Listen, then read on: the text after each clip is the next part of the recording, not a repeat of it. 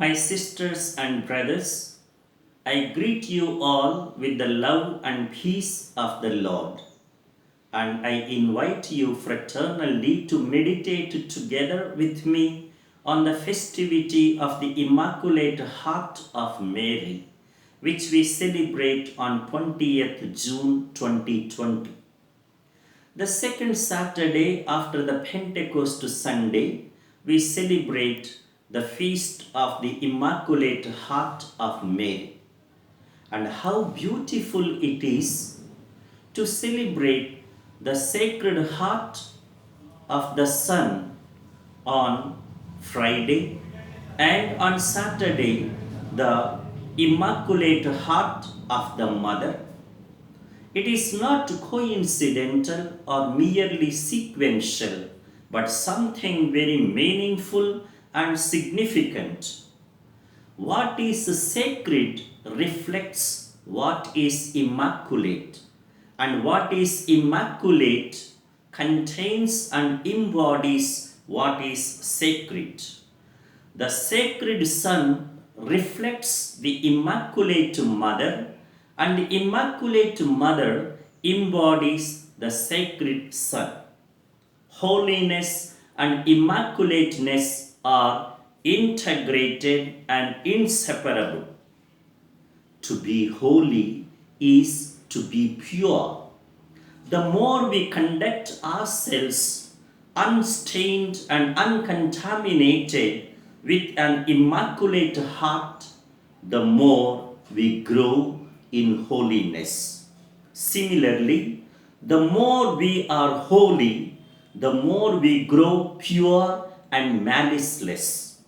To be holy and not to be immaculate is a contradiction.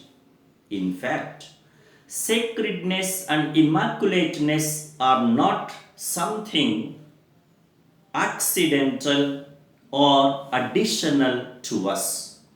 It is essential and integral to our very identity as God's redeemed children.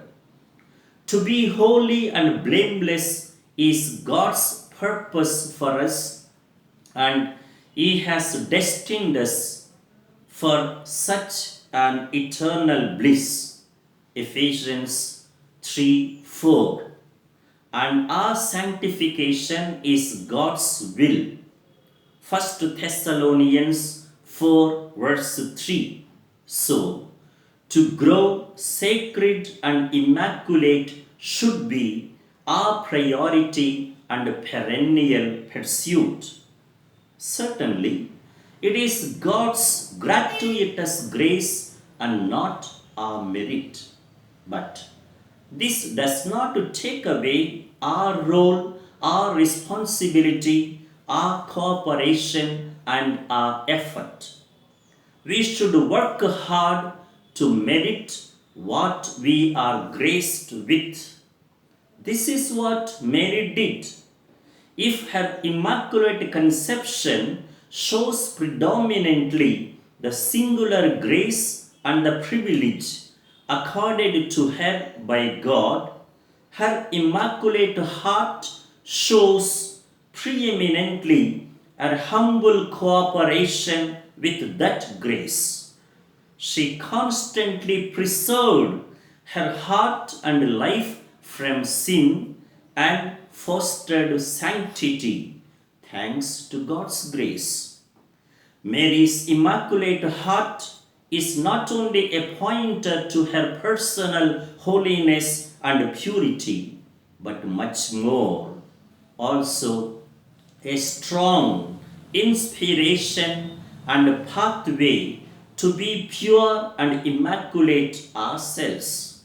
In our times, where hearts are getting so much polluted by sin and malice, where to have heart comes to be taken as a fragility and vulnerability, where hearts crooked, hard, and indifferent seem to be the order of the day, where hearts get entangled in much aberration and deviated in the name of modernity.